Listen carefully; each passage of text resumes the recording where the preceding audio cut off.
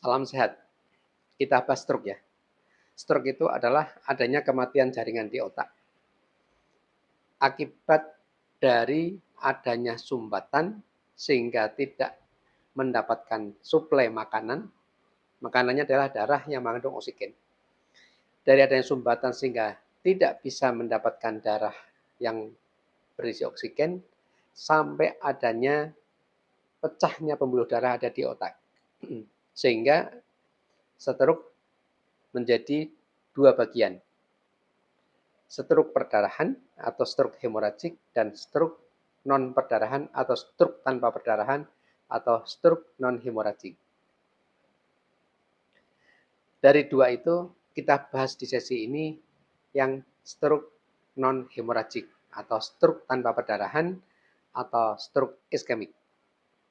Ceritanya gimana? Kok bisa sampai terjadi adanya sumbatan?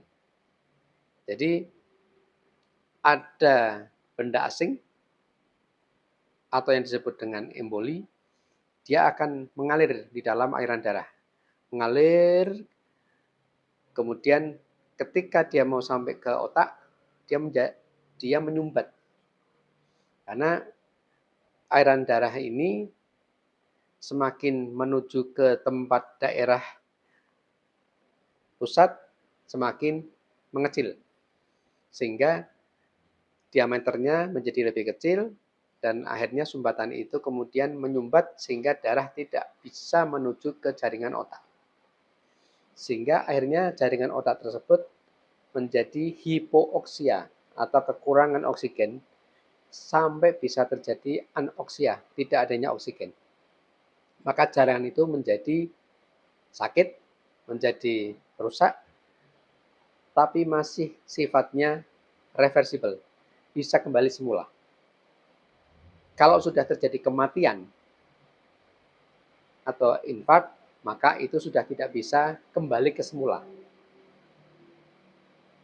Nah, dari perjalanan tadi dari hipooksia, anoksia sampai terjadi kematian, itu maka stroke terbagi yang tanpa perdarahan terbagi 3. Yang ringan atau TIA, Transient Ischemic Attack, kemudian RIND, Reversible Ischemic Neurologic Deficit, itu yang stroke sedang, dan kemudian stroke komplit yang berat. Karena yang stroke komplit sudah tidak bisa kembali seperti semula kelumpuhannya. Karena orang stroke itu tanda yang tampak dari luar adalah adanya kelumpuhan separuh. Kelumpuhan gerak badan separuh, bisa kanan, bisa kiri. Kemudian wajah juga mencong. Untuk ngomong sulit karena pelo. Sehingga nggak bisa ngomong R, dia pelo. Itu tanda yang tampak. Nah, penyakit atau stroke ini penyebabnya apa sih? Penyebabnya pada orang yang hipertensi yang tidak terkontrol. Tensinya tinggi tidak terkontrol. Kencing manis atau diabetes mellitus yang tidak terkontrol. Punya penyakit jantung. Sering kolesterolnya tinggi. Sering trigliseridnya tinggi. Seorang perokok berat. Seorang pemabuk berat. Dan masih ada beberapa penyakit yang lain. Sehingga orang yang punya hipertensi, punya kencing manis, perokok berat, dan lain-lain tadi harus waspada. Karena bisa menyebabkan stroke. Kapan terjadinya stroke? Stroke yang tanpa perdarahan, itu justru malah kejadiannya pada saat tidak aktivitas berat. Saat dia istirahat, saat dia aktivitas ringan, atau ketika dia sedang tidur. Dia tidur, tiba-tiba sudah nggak bisa bangun karena lumpuh separuh. Atau dia bangun, kemudian berjalan mau ke kamar mandi, atau mau ke dapur mau minum, tiba-tiba dalam perjalanan atau ketika masuk kamar mandi jatuh, kemudian lumpuh separuh. Yang sebetulnya bukan karena jatuh lumpuhnya itu. Jatuhnya karena terjadi kelumpuhan mendadak. Ketika dia sedang berjalan, ada sumbatan, terjadi kehilangan keseimbangan, kemudian terjadi kelumpuhan, akhirnya jatuh. Jadi bukan karena jatuh, kemudian terjadi kelumpuhan. Kebalik ya. Saat dia jalan terjadi kelumpuhan, akhirnya dia jatuh. Nah, di sini ada dua cilaka ini. Ketika dia di kamar mandi, jatuh, atau dia mau ke dapur jatuh, ada anggapan oleh masyarakat kalau jatuh jangan langsung diangkat. Karena akan terjadi kelumpuhan. Salah kan? Itu cilaka. Yang pertama. Dia jatuhnya karena terjadi kelumpuhan sebetulnya. Jadi bukan karena diangkat seketika, kemudian terjadi kelumpuhan. Itu salah. Nah, cilaka yang kedua, kalau dia jatuhnya di kamar mandi, kadang ada yang beranggapan karena ada penunggunya kamar mandinya. Ada jinnya, ada setan lah. Sehingga yang didatangkan adalah dukun. Bukan dokter atau tenaga kesehatan. Atau orang medis. Nah, itu cilaka yang kedua. Sehingga itu menghambat proses dibawanya ke rumah sakit, sehingga proses pengobatannya menjadi terlambat. Nah, tadi saya sampaikan ada ringan, sedang, berat. Stroke itu, yang ringan adalah TIA, Transient Ischemic Attack, ini punya waktu maksimal 24 jam. Sehingga kalau ada orang stroke, diharapkan dalam 24 jam bisa baik, bisa kembali semula. Asal penanganan yang tepat. Sehingga kalau ada terjadi kelumpuhan separuh, mincong, pelo, sekalipun itu masih kelumpuhannya ringan, segera berobat. Karena harapannya dalam 24 jam harus bisa teratasi. Tapi kalau itu kelewat, maka akan masuk ke stroke yang sedang.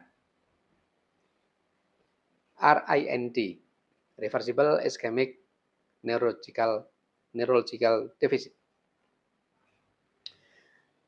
Punya waktu 2 minggu atau 14 hari lebih kurang. Nah, kalau ternyata sampai 2 minggu tidak teratasi, berarti kematian jaringannya ini sudah mulai ke arah permanen. Sehingga stroke-nya masuk ke stroke yang komplit. Stroke berat yang ada sequelnya atau ada gejala sisa. Artinya kelumpuhannya ini tidak bisa kembali seperti semula. Artinya dia menjadi sehat tapi dengan kelumpuhan separuh. Nah, sekarang kelumpuhan itu atau kelemahan dari tangan maupun kaki ini dari yang ringan sampai yang berat. Yang ringan ini misalnya tangan. Normal kita masih bisa pegang benda dan sebagainya. Ketika terjadi kelumpuhan separuh, dia ada kelemahan. Dia masih bisa menggenggam. Kenceng, tapi ditarik gampang. Kalau normal kan dia bisa mencengkram. Tapi ini ketika kenceng tapi masih tarik gampang, artinya sudah ada kelemahan. Sampai pada nggak bisa gerak. Ini kelemahan yang paling berat.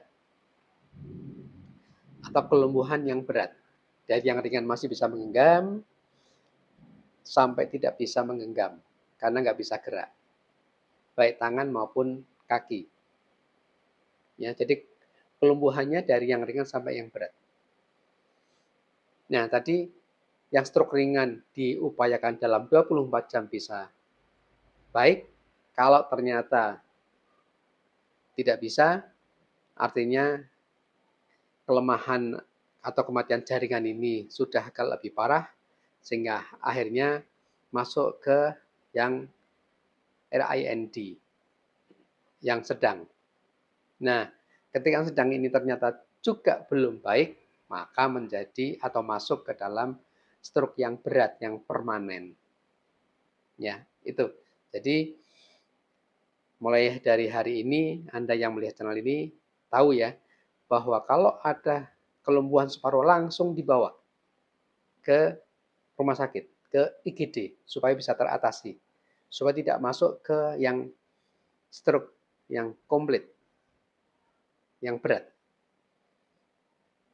Itu ya, perlu Anda ketahui dan sampaikan ke orang-orang di sekitar Anda tentang stroke non-hemoragik atau stroke tanpa perdarahan atau stroke iskemik. Salam sehat.